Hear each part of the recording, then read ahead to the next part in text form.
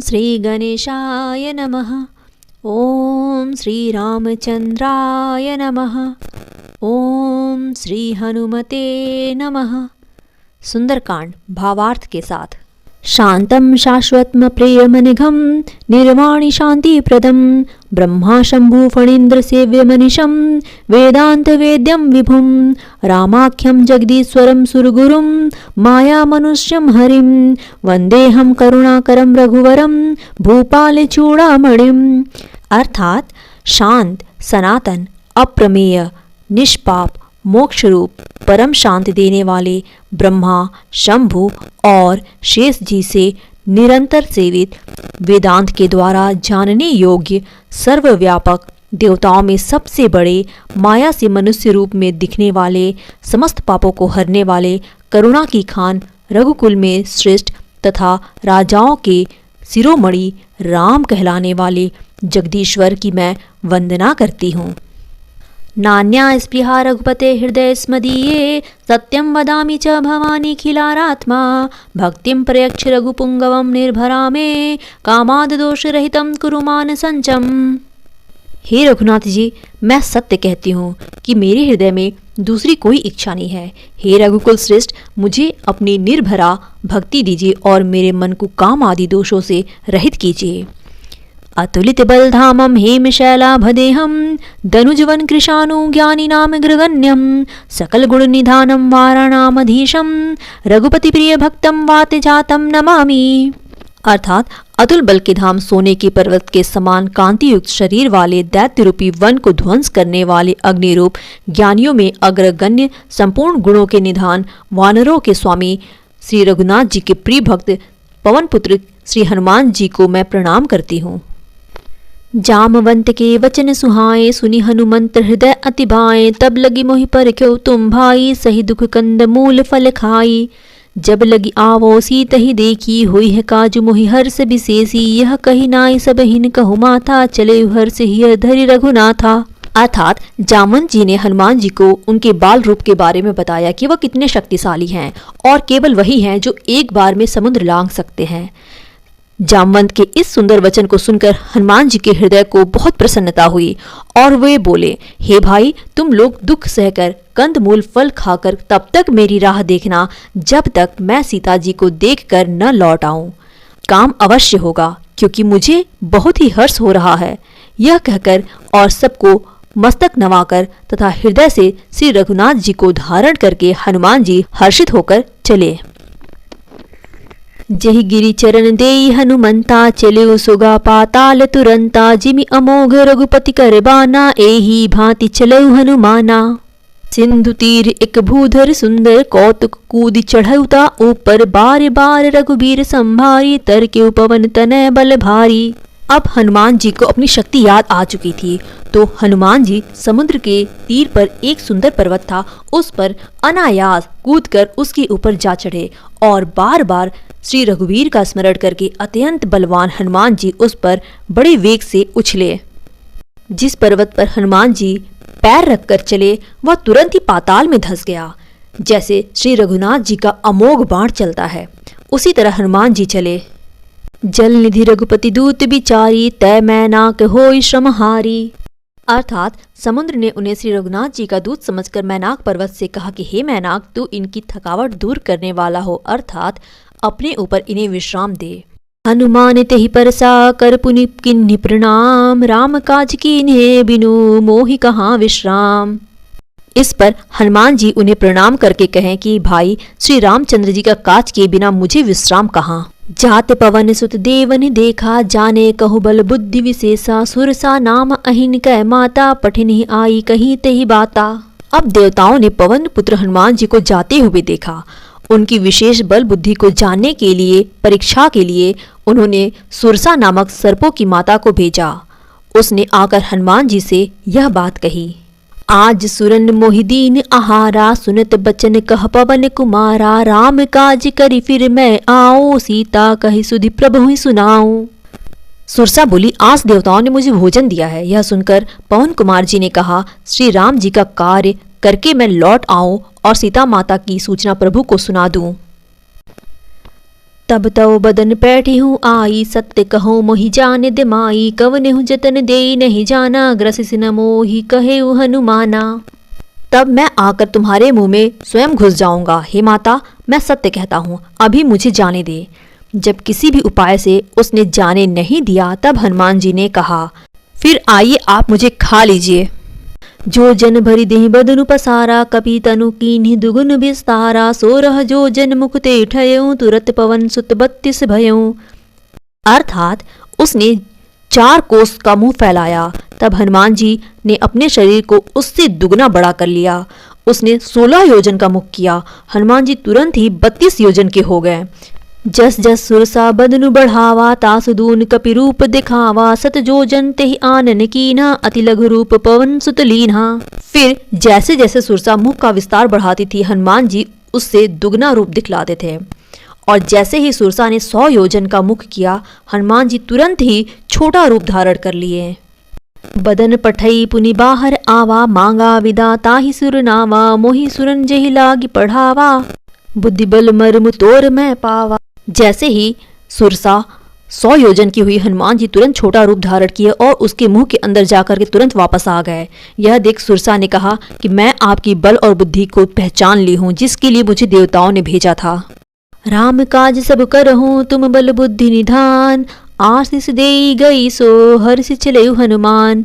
अर्थात तुम श्री रामचंद्र का सब कार्य करोगे, क्योंकि तुम बल बुद्धि के भंडार हो। यह आशीर्वाद देकर वह चली गई। तब हनुमान जी हर्षित होकर के आगे बढ़े। निश्चर एक सिंधु महु रही, करी माया नभु के खग गई। जीव जंतु जे गगन उड़ाई, जल बिलोक तिनके परिछाई। अब समुद्र में एक राक्षसी रहती थी। वह माया करके आकाश में उड़ते हुए पक्षियों को पकड़ लेती थी। आकाश में जो जीव जंतु उड़ा करते थे, वह जल में उनकी परछाई देख करके उन्हें पकड़ लिया करती थी। गहई छाह सक सोन उड़ाई, एहि विधि सदा गगन चर खाई। सोई छल हनुमान कह कीना, तासु कपट कपि तुरथि चीन्हा।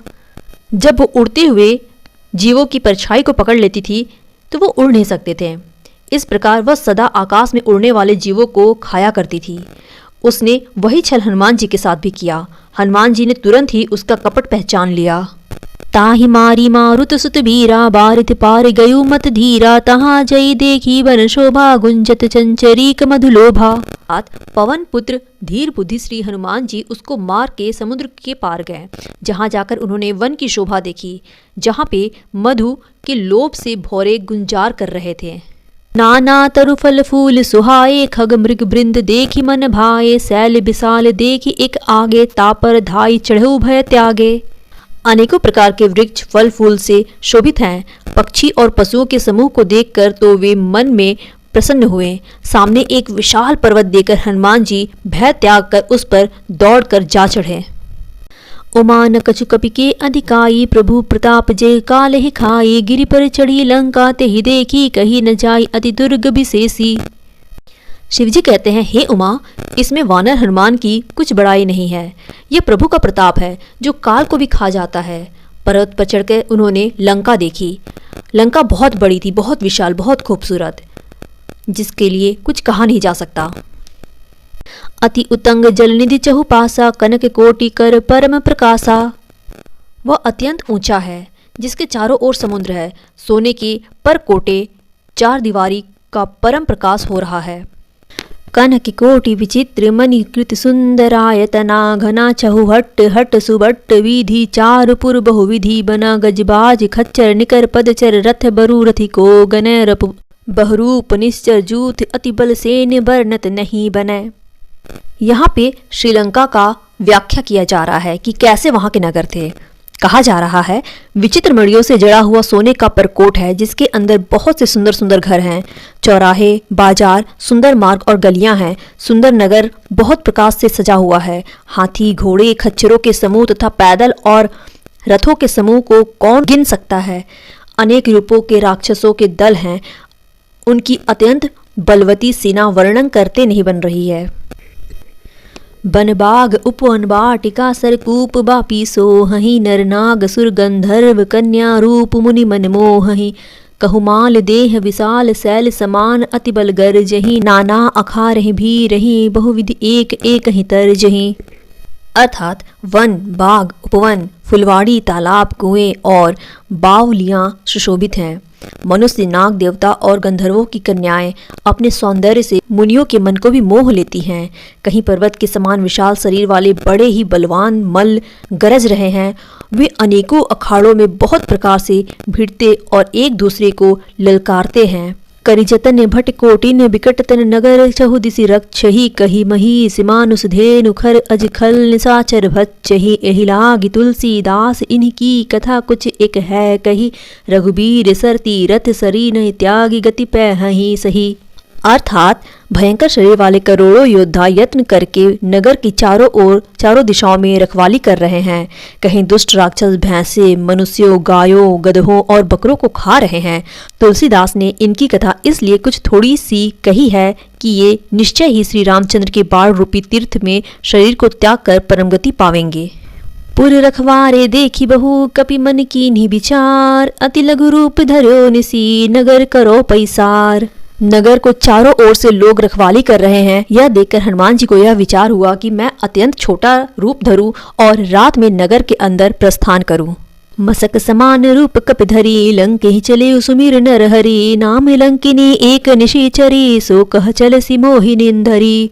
अर्थात हनुमान जी मसक यानी कि मच्छर के समान छोटा रूप धारण करके नर रूप से लीला करने वाले भगवान श्री रामचंद्र जी का स्मरण करके लंका को चले।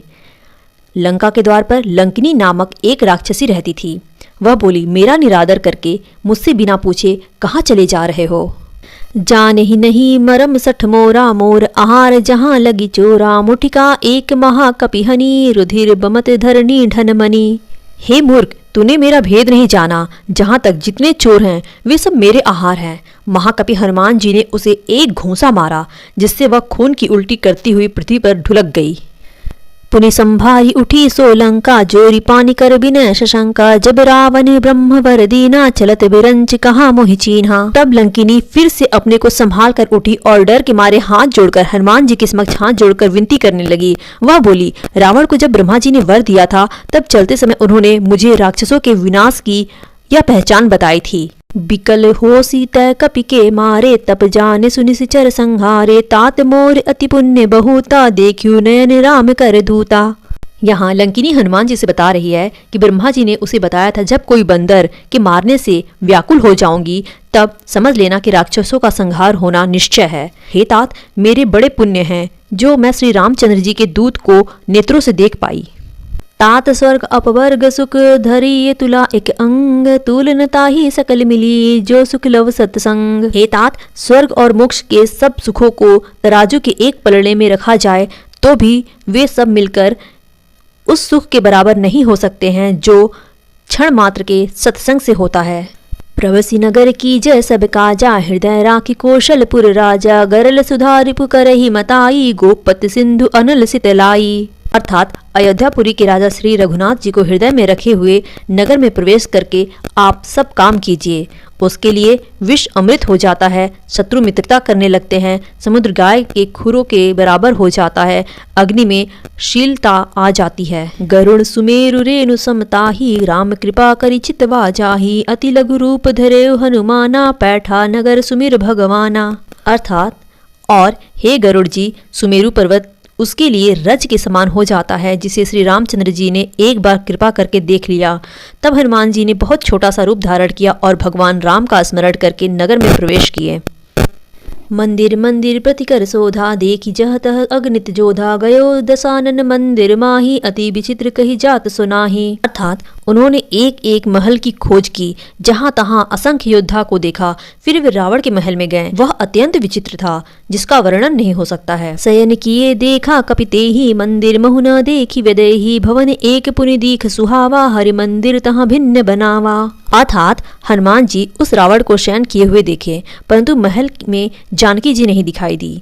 फिर एक सुंदर महल दिखाई दिया, वहां उसमें भगवान का एक अलग मंदिर बना हुआ था। रामायुध अंकित गृह, शोभा वर्ण न जाय। नव तुलसी का वृंद तह, देखी हरस कपिराय। अर्थात वह महल श्री राम जी के आयुध धनुष बाण के चिन्हों से अंकित था। उसकी शोभा वर्णन नहीं की जा सकती थी। वहां नवीन नवीन तुलसी के वृक्ष समूह को देखकर कपिराज श्री हनुमान जी हर्षित हो गए। लंका निश्चर निकर निवासा, यहाँ कहाँ सज्जन कर बासा, मन मोह तरक करे कपिलागा, ते ही समय विभीषण जागा। जब हनुमान जी राम प्रभु के सुंदर मंदिर को देखे तो आश्चर्य में पड़ गए कि लंका तो राक्षसों से भरी पड़ी है, यहाँ पे तो राक्षस निवास करते हैं, फिर यहाँ पे किसी सज्जन का क्या निवास हो सकता है। हनुमान जी मन में इस प्रकार के तर्क करने लगे। उसी समय विभीषण चले आए वहाँ। राम राम तेहि सुमिरन कीना, हृदय हरस कपि सज्जन चीना, एहि सन सठी करहु पहिचानी, साधु ते होई न कारज हानि। उन्होंने विभीषण ने राम नाम का स्मरण किया। हनुमान जी ने जाना कि बहुत सज्जन इंसान हैं और हृदय में बहुत हर्षित हुए। फिर हनुमान जी ने विचार किया कि मैं स्वयं आगे बढ़कर के अपना परिचय दूंगा, क्योंकि साधु से कार्य की हानि नहीं होती। विप्र रूप धरि बचन सुनाए, सुनत विभीषण उठितः आए, करी प्रणाम पूछी कसुलाई, विप्र कहो निज कथा बुझाई। अर्थात ब्राह्मण का रूप धर के हनुमान जी ने उन्हें वचन सुनाए। सुनते ही विभीषण जी उठकर वहां आए, प्रणाम करके कुशल पूछी। कहा, हे ब्राह्मण देव, अपनी कथा समझाकर कहिए कि तुम हरिदासन मह कोई, मोर हृदय प्रीति अति होई, कि तुम रामुदीन अनुरागी, आयु मोहि करन बड़ भागी। अर्थात क्या आप हरि भक्तों में से कोई हैं, क्योंकि आपको देखकर मेरे हृदय में अत्यंत प्रेम उमड़ रहा है। अथवा क्या आप दीनों से प्रेम करने वाले स्वयं श्री राम जी हैं, जो मुझे बड़ भागी बनाने यहाँ आए हैं। तब हनुमंत कही सब राम कथा निज नाम, सुनत जुगल तन पुलक मन, मगन सुमिर गुण ग्राम। तब हनुमान जी ने श्री रामचंद्र की सारी कथा कहकर अपना नाम बताया। सुनते ही दोनों के शरीर पुलकित हो गए और श्री राम जी के गुण समूह का स्मरण करके दोनों के मन में आनंद आ गया। नहु पवन सुत रहनी हमारी, जिमि दसन ही महु जीभ बिचारी, तात कबहु मोहि जानी अनाथा, करहि कृपा भानुकुल नाथा। विभीषण जी कहते हैं, हे पवन पुत्र, मेरी रहनी सुनो। मैं यहाँ वैसे ही रहता हूँ जैसे दांतों के बीच बेचारी जीभ। हे तात, मुझे अनाथ जानकर सूर्यकुल के नाथ श्री रामचंद्र जी क्या कभी मुझ पर कृपा करेंगे। तामस तनु कुछ साधन नाही, प्रीत न पद सरोज मन माही, अब मोहि भा भरोसे हनुमंता, बिनु हरि कृपा मिलहि नहीं संता। अर्थात मेरा राक्षस शरीर होने से साधन तो कुछ बनता ही नहीं और न मन में श्री रामचंद्र जी के चरण कमल में प्रेम ही है, परंतु हे हनुमान, अब मुझे विश्वास हो गया है कि श्री रामचंद्र जी की कृपा मुझ पर है, क्योंकि हरि की कृपा के बिना संत नहीं मिलते। जो रघुबीर अनुग्रह कीना, तो तुम मोहि दरसु हट दीना, सुनहु विभीषण प्रभु कै रीति, करहि सदा सेवक पर प्रीति। विभीषण जी कहते हैं कि जब रघुवीर ने कृपा की है तभी तो आपने मुझे अपनी ओर से आकर के दर्शन दिया। इस पे हनुमान जी कहते हैं, हे विभीषण जी सुनिए, प्रभु की यही रीत है कि वे सेवक पर सदा ही दया करते हैं। कहूँ कवन मैं परम कुलीना, कपि चंचल सब ही विधिहीना, प्रात ले जो नाम हमारा, तेहि दिन ताहि न मिले आहारा। इस पर हनुमान जी ने अपने आप को छोटा बताते हुए कहा कि भला कहिए, मैं ही कौन बड़ा कुलीन हूँ, चंचल वानर और सब प्रकार से नीच हूँ। प्रातःकाल जो मेरा नाम लेता है, हम बंदरों का नाम लेता है, उस दिन उसे भोजन भी नहीं मिलते।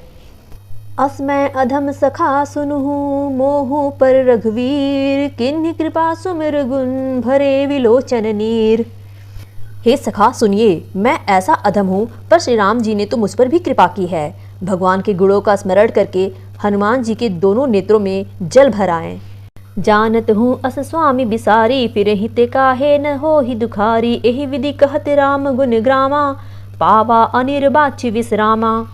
जो जानते हुए भी ऐसे स्वामी यानी रघुनाथ जी को भुला करके भटकते फिरते हैं, वे दुखी क्यों न हो। इस प्रकार श्री राम जी के गुण समूहों को कहते हुए उन्होंने परम शांति प्राप्त की। पुनि सब कथा विभीषण कही, जेहि विधि जनक सुता तह रही, तब हनुमान कहा सुन भ्राता, देखी चाहूं जानकी माता। फिर विभीषण जी ने जानकी जी किस प्रकार यहाँ रहती हैं यह सब कथा कही। तब हनुमान जी ने कहा, हे भाई सुनो, मैं जानकी माता को देखना चाहता हूँ।